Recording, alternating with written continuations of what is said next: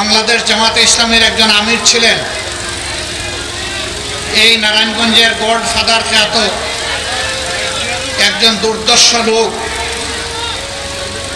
মহাসড়কের পাশে 72 ফুট লম্বা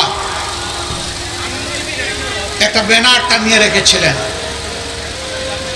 উনি সেই ব্যানারে লিখেছিলেন, অমুকের প্রবেশ নারায়ণগঞ্জে নিষিদ্ধ।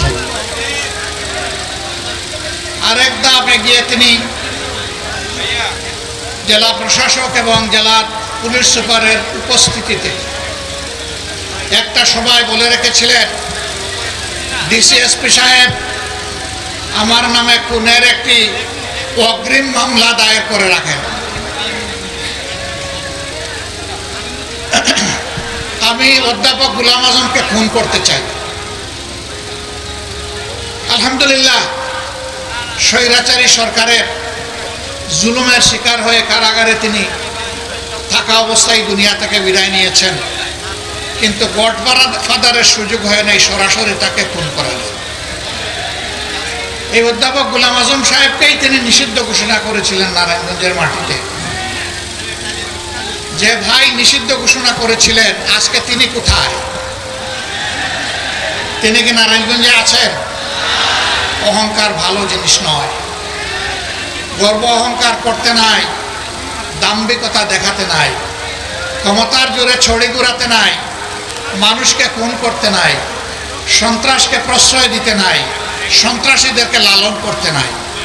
এই কাজগুলো যারা করেন, দুনিয়ায় তারা তাদের করুণ পরিণতির একটা অংশ ভোগ করেন এবং আখিরাতে আদালতে at the day final judgement আল্লাহ তাআলা তাদেরকে শুলে চড়াবেন। সেই শুলটা বাংলাদেশের বিভিন্ন দেশের বিদ্যমান শুলের মতো নয়, সেটা আগুনের মহাকুণ্ড। আল্লাহকে ভয় করুন, দাম্ভিকতা অহংকার পরিহার করুন, তওবা করুন, আগে মানুষ হন, তারপরে মুমিন হন। বাংলাদেশের সংবিধান সকলকে সমান অধিকার দিয়েছে, সাংবিধানিক অধিকার। কিন্তু আশ্চর্যের বিষয়, কষ্টের বিষয়, 54টা বছর এই জাতিকে বিভিন্নভাবে ভাগ বিভক্ত, টুকরা টুকরা করে রাখা হয়েছে। এই কাজটা সুকৌশলে আওয়ামী লীগ করেছিল। তারা প্রথমেই পার্বত্য এলাকার লোকদেরকে উস্কাই দিল। নেতা বললেন, বাংলাদেশে যারা বসবাস করে তাদের সকলের একমাত্র পরিচয় তারা বাঙালি, এখানে যারা থাকবেন বাঙালি হয়ে থাকতে হবে। পার্বত্য চট্টগ্রাম তার এই কথায় প্রতিবাদে গর্জন করলো, অস্থির হয়ে উঠল যে আমরা বাঙালি নই, আমরা পাহাড়ি। তিনি একটা বিভক্তি প্রথমেই টেনে দিলেন। সেই যে পার্বত্য চট্টগ্রাম অশান্ত হলো, আজ পর্যন্ত আর শান্তি ফিরে আসে নাই। শান্তি বাহিনী নামে একটা বাহিনী গঠন হলো, তাদের হাতে 10,000 সামরিক কর্মকর্তা এবং আমাদের সৈনিক নিহত হলো, সাধারণ মানুষ নিহত হলো। এমনকি তারা নিজেদের মাঝে আবার বিভিন্ন গ্রুপে বিভক্ত হয়ে নিজেরা নিজেদেরকে খুন করলো। সেই যে খুন ঝরা শুরু হলো, সেই খুন ঝরাটা এখন অব্যাহত থাকে। স্বাধীন দেশে একজন নাগরিক, সংবিধান তাকে যে কয়টা মৌলিক অধিকার দিয়েছে, সব কয়টি অধিকার এই দেশে নিশ্চিত হবে। শাসন ক্ষমতায় যারা যাবে তাদের অধিকার নিশ্চিত করা ওদের দায়িত্ব। এটা কোনো দয়ার দান নয়।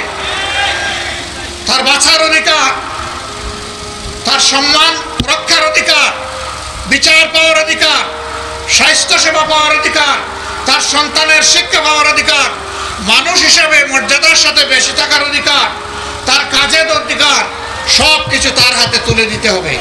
এটাই হচ্ছে স্বাধীনতার মূল চেতনা। এই সমাজটা হবে বৈষম্যহীন, এই সমাজ হবে মানবিক, এই সমাজ হবে সমস্ত সমাজকে ধারণ করার, সমস্ত মানুষকে ধারণ করার সমাজ। কিন্তু না, তারা তা করেননি। তারা সমস্ত প্রতিষ্ঠানকে ধ্বংস করেছিলেন। যতগুলো সাংবিধানিক প্রতিষ্ঠান ছিল সব তারা ক্ষতিগ্রস্ত করেছে।